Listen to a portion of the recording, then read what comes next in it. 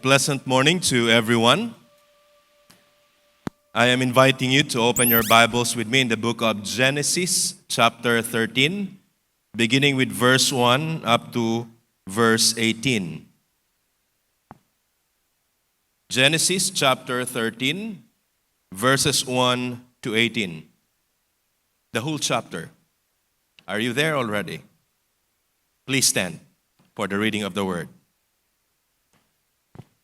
I'll read from the New American Standard Bible.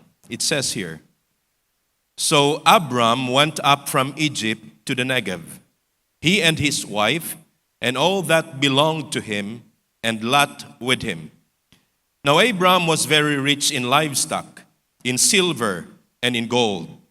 He went on his journeys from the Negev as far as Bethel, to the place where his tent had been at the beginning, between Bethel and Ai, to the place of the altar which he had made there formerly. And there Abram called on the name of the Lord. Now Lot, who went with Abram, also had flocks and herds and tents, and the land could not sustain them while dwelling together, for their possessions were so great that they were not able to remain together. And there was a strife between the herdsman of Abram's livestock and the herdsman of Lot's livestock. Now the Canaanite and the Perizzite were dwelling then in the land. So Abram said to Lot, 'Please let there be no strife between you and me, nor between my herdsman and your herdsman, for we are brothers. Is it not the whole land before you? Please separate from me. If to the left, then I will go to the right, or if to the right, then I will go to the left.' Lot lifted up his eyes and saw all the valley of the Jordan, that it was well watered everywhere. This was before the Lord destroyed Sodom and Gomorrah, like the garden of the Lord, like the land of Egypt as you go to Zoar. So Lot chose for himself all the valley of the Jordan, and Lot journeyed eastward. Thus they separated from each other. Abram settled in the land of Canaan, while Lot settled in the cities of the valley, and moved his tents as far as Sodom. Now the men of Sodom were wicked exceedingly and sinners against the Lord. The Lord said to Abram, after Lot had separated from him, 'Now lift up your eyes and look upon the place where you are, northward and southward and eastward and westward. For all the land which you see, I will give it to you and to your descendants forever. I will make your descendants as the dust of the earth, so that if anyone can number the dust of the earth, then your descendants can also be numbered. Arise, walk about the land through its strength, and breathe, for I will give it to you.' Then Abram moved his tent and came and dwelt by the oaks of Mamre, which are in Hebron, and there he built an altar to the Lord." May the good Lord bless the reading of his word. You may now be seated.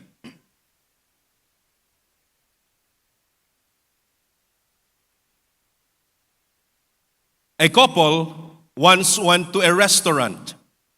When they arrived there, they stood in front of the cashier, where behind the cashier were the choices, all the choices of food. There were plenty of them. As they were reading in front of them, the man suddenly looked at the woman and said, "What do you want to eat?" And surprisingly, the woman did not answer the question with an appropriate answer, because she looked at the man and said, "Ikaw." And then the man asked again, "What's your choice? What do you want? What food do you like to order?" And then the woman said, "Ikaw." Did this happen to you? It happens often to couples.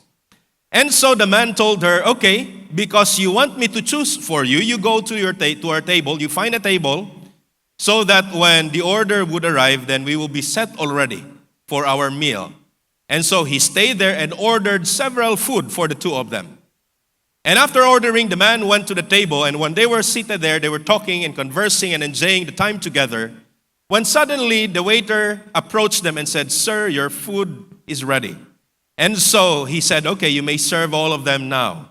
Everything was served and set on the table.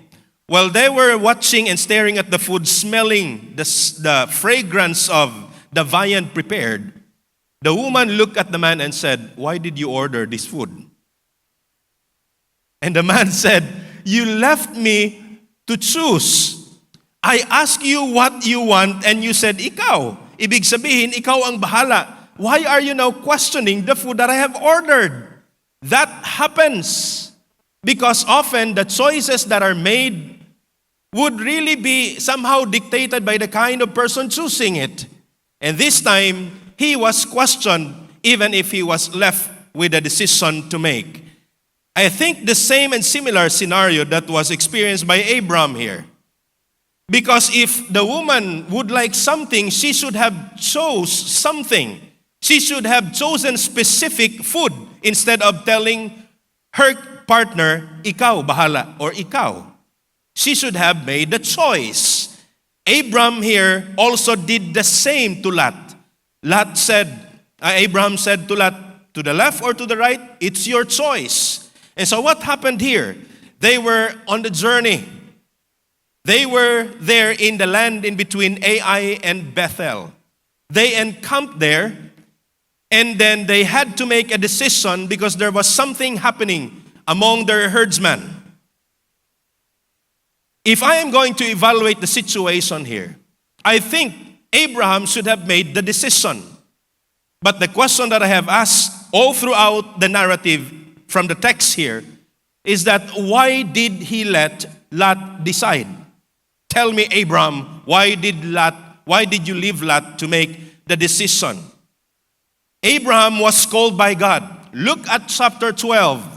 God told Abraham, "Come out from your land, leave your family, leave your possession, and I want you to go to the land that I have promised you. I want you to be there, and I want you to conquer that place. I am giving it to you and to your descendants." God said that to him. So meaning to say the calling was received by Abraham. He should have made the decision. But why did he let Lot decide? If you look at the text here, not only that Abraham was called by God, it was not the journey of Lot, it was the journey of Abraham with God. Because verse 1 says, "So Abraham went up from Egypt to the Negev, he and his wife and all that belonged to him." And the statement was just added there, "and Lot with him." So the arrangement of the statement, even the sense of the sentence here, is telling the readers that it was the journey of Abraham, sampid lang si Lot. And if you take that idea, then it should have been Abraham who made the decision, but why did he let Lot decide? Why did he let Lot decide? What was their relationship? If you think about their age, Lot was younger than Abraham. In fact, Abraham was Lot's uncle. Lot was Abraham's nephew. There is a portion in the text that says, "We are brothers," but that's not used as an affinity or relationship that they had, but it's used as something that they belong to the same blood. But they are not brothers as siblings. Abraham was the uncle, Lot was the nephew. Abraham was older one. I think in that idea and within the culture, it should have been Abraham's decision. Why did he let Lot decide? I ask that question over and over again. If you continue with the passage, look at there. They were there and the conflict happened already. The conflict between their herdsmen. They have a lot of possessions. They had animals and they needed to tend their flocks. But what happened was the produce of the land was not enough. So they needed to part ways. The idea of parting ways came from Abraham. And because the idea came from Abraham, the decision should come from Abraham. But why did Abraham let Lot decide? Again, the question should be asked. Now that question rang over and over in my mind, trying to find an answer to such query. The text here within this chapter doesn't show anything, any hint. And so I went back to the previous chapter. And this is what I found out in chapter 12. God called Abram to journey to the promised land. And in that journey, God was with him, with the family, with every one of them. God led and guided them. They arrived in the promised land safely. But when they were there already, a famine came into the land. Abraham made a decision that time. And his decision was, let's go to Egypt. I think that decision was wrong. Even if there was a famine in the land, they were under God's protection. God's grace was given to them. They were surrounded by God's blessings, even if there was a famine. But Abraham made a decision, let's go to Egypt. Decision one, wrong. And then while they were going to Egypt, what happened was Abraham noticed the beauty of his wife, a beautiful wife. And he told her, "You are so beautiful. I think the officials in that city where we are going to will be very much interested of you. And if they will be interested of you, they might think of killing me just to have you." And so here was his decision. When they will ask our relationship, you just tell them, "I am your brother." Decision number two, it was a wrong decision. To lie, to pretend that he was her brother, instead of telling them the truth that he was her husband. Chapter 12 was filled with Abram's decision. He decided to leave his family. He decided to follow his God. He decided to move out of the promised land even if they were there already. He decided to leave the promised land even if God showed to them how powerful he was already. He decided to pretend and lied before the officials, telling his wife that you call me as your brother. I am not your husband, but your brother. Chapter 12 was filled with his decisions.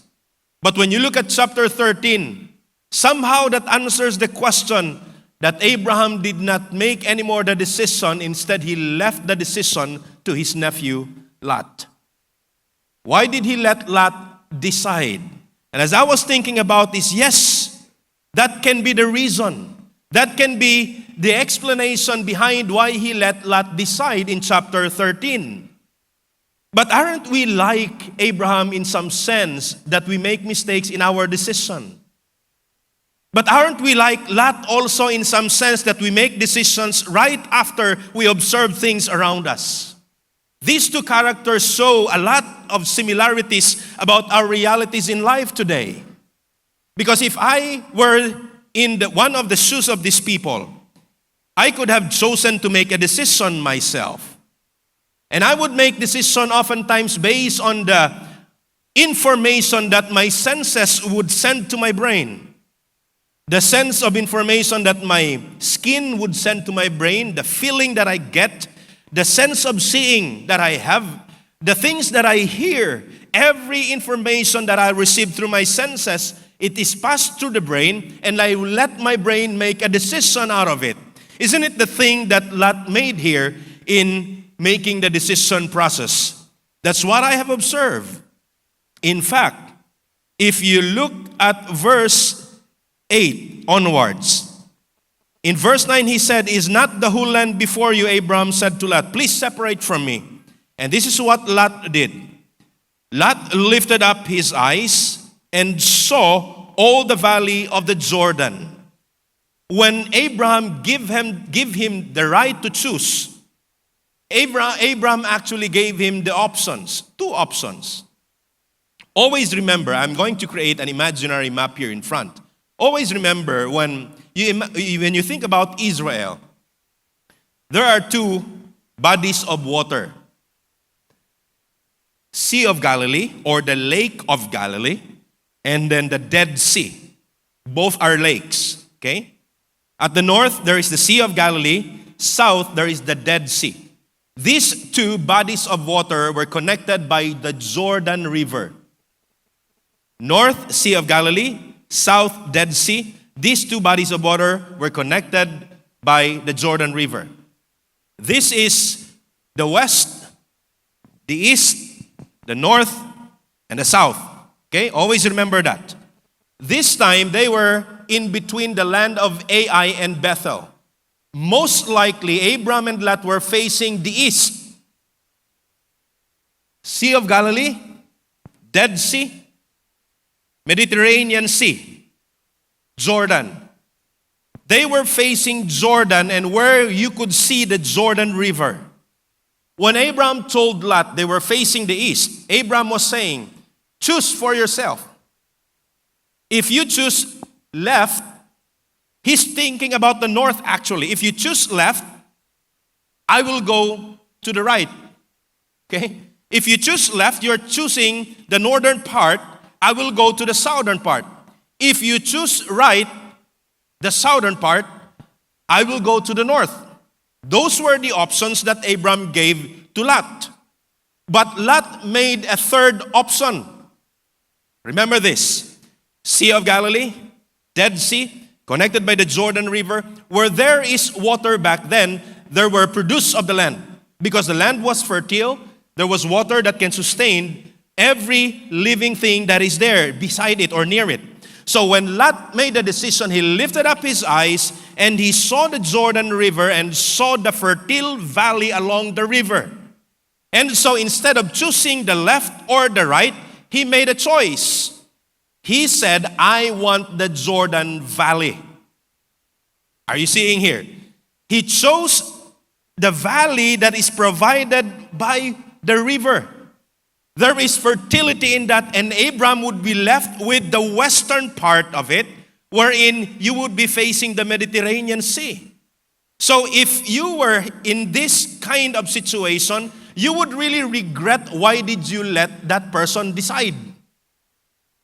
I don't know if Abraham regretted. The text does not say that. We can say probably. Probably. Why? Because Lot chose the most fertile area of the land. Supposedly, if he just followed the choices or the options that Abraham made, then the fertile area would be well divided. North, south. The fertile land here following the Jordan Valley will be divided to the two of them. But Lot made a third option. I want this area. So Abraham was left with the rest of the portion of Israel. And so if you think about it, if I were in Abraham's shoe, I could have really regretted a lot. Why did he let him choose after all? Why did he let him make the decision after all? But the decision was already made. And so it continued without knowing that, or maybe Lot knew about it already, because I have observed also an author's comment in this passage. Something that you and I should notice that the reader mentioned here. Look at verse 7. In the last portion of verse 7, it says there, now the Canaanites and the Perizzites were dwelling then in the land. If you were the early dwellers of the land, which part do you think you would choose? You would choose the fertile area. Most likely, these Perizzites and Canaanites were dwelling in the valley that Lot chose.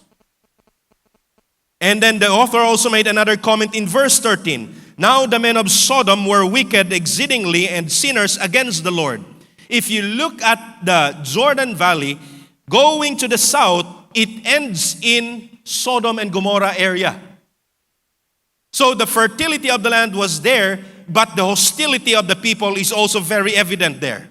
Because these were no ordinary people, they were sinners. God didn't like this race, these people.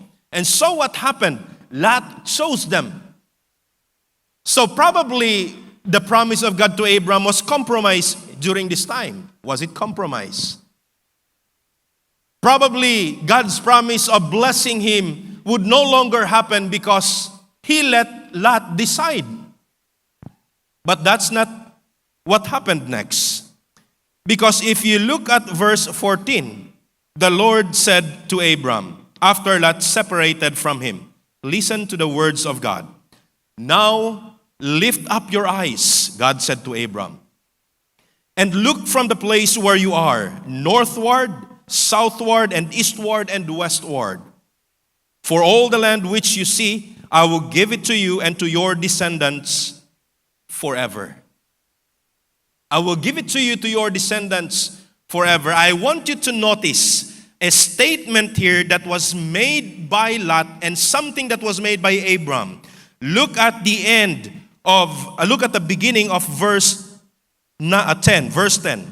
Lot lifted up his eyes. When he was left by Abram to make the choice, he lifted up his eyes facing the east. He lifted up his eyes. He saw the valley, he saw the river, he saw the fertile land. He lifted up his eyes and he made the decision. On the last part of the narrative, in verse 14, Abram also lifted up his eyes. But Abram lifted up his eyes already after the decision was made. Lot made the lifting of the eyes before the decision. Abram lifted up his eyes after the decision. Lot made a decision out of his observation of the land. Isn't this a reality about human beings, even believers? Don't get me wrong, I'm not advocating against making decisions with much of your thinking and ideas and observations. That's necessary. In fact, I believe that a wise decision is a fruit of careful thinking, and not only thinking but wrestling with God. That's a wise decision. But Lot missed the latter. What he did was he just made a decision out of what he observed. Isn't it a reality about our lives today? That we make decisions out of our observation alone without even consulting God. Abram's decision was made not by himself but by God himself. And after God made a decision to give that land to him, God told him, you lift up your eyes. And I think this changes a lot about the theology of prayer. You know why? Many people today, when we pray, we think of it as a giving of information to our God. We tell God, Lord, this is my decision. I have made a decision to buy this property. Please bless me. I have made a decision to transfer from this one place to another. Please be with me. I have made a decision to resign from my work. Please be with me. I have made a decision to pursue this case. Please be with me. Give me the wisdom. That's how we often pray. That decision is already made and then we ask the Lord in prayer. I think it should happen in different way, in a different scenario. That instead of making the decision immediately, you begin wrestling with God and make it as the process, as the determining factor for your decision making in life. Because prayer, after all, is not an information giving. Prayer is a consultation with the Almighty One. And I think it is really proper to pray and pray and pray and wrestle with God before you make a decision, because God knows all things. His knowledge is not limited by the senses. Our knowledge is limited by the information of the senses we have. I can say it's sweet because I tasted it. I can say it's hot because I felt it. I can say it's far because that's what I can see.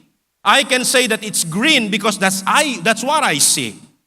So our knowledge is limited by what our senses are giving.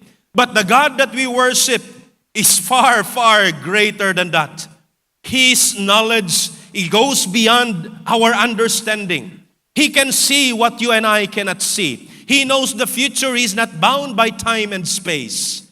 That is why when we pray, before making a decision, I think it is only right to go to God and say, Lord, what is your will for me? Where are you leading me? What do you want for me to do? Should I pursue this job? Should I pursue this case? Should I pursue this thing? If God says no, then don't pursue it. You see the difference between these two. Often we are not mindful about this, even I myself. But we are reminded today that when we make a decision in life, it should come not only from a wise thinking, but it should come also from a wrestling with God. Where you let God make the decision and you let God determine the direction or the course that you are going to. Some poet said, you are the captain of your life. I think there is a degree of truth in that matter, and I would agree and adhere to that. But as a Christian, yes, you may be the captain of your life, but I think as a captain, you need some advice from the Almighty One. And so even if you are holding the steering wheel, even if you are there at the captain's seat, I think it is only proper to ask the Lord, Lord, should I turn right or turn left? Should I go straight or I stop? I think there is a degree of reality in that statement. You are the captain of your life, but as a captain, when you became a believer, you already surrendered your whole being to God. And that is why it is necessary that we let God guide every step that we take. After all, when we continue with the text, when God told Abram, you look at this land to your left, to your right, in front of you and at your back, He said this line in verse 17 to Abram, arise, walk about the land through its length, and breathe, for I will give it to you. Arise, walk about the land. Arise and walk about the land. This is a very significant statement, my dear brothers and sisters. Because if you think about the ancient days, if a certain group of warriors would leave their place and go to another area and fight, engage in a battle, after the battle is won, you know what happens? The general would command them, go and walk through the land, because they want to make it sure that the enemies, all of them are destroyed already, and they want to make it sure that they can loot anything that they need that they could bring back to their place. Walking through the land is actually symbolizing that you already won the victory, that you already own it, that land has already been given to you. Where did the real battle happen? The real battle did not happen in the land. The real battle in a Christian life happens when you go to your closet, fold your hands and bend your knees. It is where the real battle would happen. And when the battle is already over, God would tell you, arise, walk through the land, because that walking of the land is just claiming the land. You no longer need to fight your enemies because they are already defeated. Arise and walk through the land. That is why when we make decisions in life, ask God. Ask the Lord. Don't make hasty decisions, because God knows all things. Abram, he already learned from his mistakes. Why did he let Lot decide? He already learned from his mistakes. And he already knew that God is all-knowing and that God can lead him and give him the best option in life. After all, when you pray according to the will of God, when you become so familiar of what God wants you to do, your prayer can never go wrong, because it is according to His will and purpose. And while you are praying there, somehow you think nothing is happening. When you are bending your knee, somehow you would say, who's gonna work for me? Somehow you would say, I think it's better to manipulate things around me so that I could get what I want. I think it is better to cheat so that I could achieve the desired result. I think it is better to destroy my enemy so that my target can really be reached. While you are praying, maybe you would think about that. But my friends, when you pray, it is where the real battle happens. And while you are praying, God would come to you and say, my son, my daughter, arise. I want you to walk through the land, because in that way He's telling you, I already have given it to you. What you have prayed for is already granted to you. What you have asked for is already given to you. All you have to do is arise and walk through the land. Prayer makes the difference. We take it for granted. Today, God is still an ever-listening Father to you. You have great decisions to be made in the coming week. You have big decisions that you are facing for the coming months. Sometimes the decision you do would affect your entire life. Sometimes the decision that you make would not only affect yourself, but your entire family. Make sure that you do not only lift your eyes and observe around you and then make the decision. Make sure to listen to the Almighty One who knows all things, and let Him be the determining factor of the decision you make, and your prayer could never go wrong. And wait until that time that the Lord would tell you, "Arise, my son, and walk through the land." Because at that moment He would tell you, "Claim what I already have given to you." God bless you and good morning.